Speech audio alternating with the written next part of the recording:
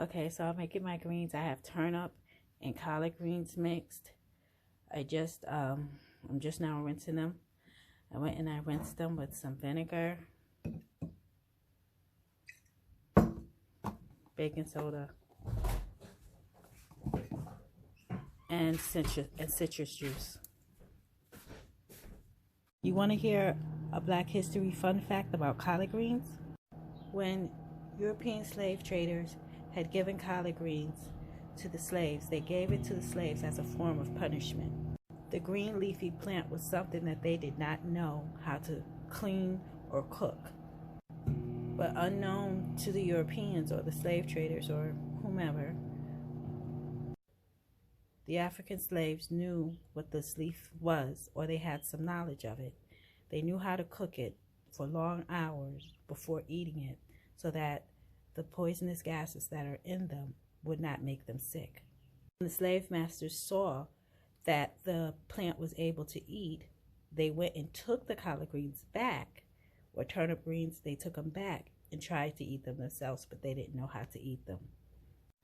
So for revenge, a lot of the African slaves would sit there and just cook the collard greens wrong for the slave masters. Let them cook it for a few minutes and watch the slave master deal with it.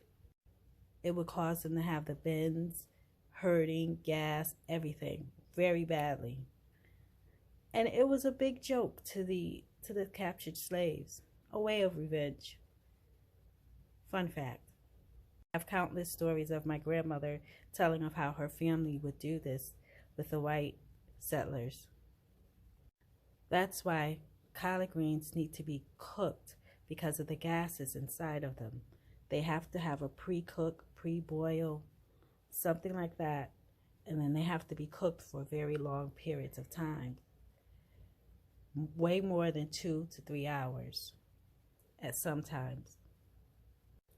Most people and most cooking shows don't know that, but that's an African American history fact with food.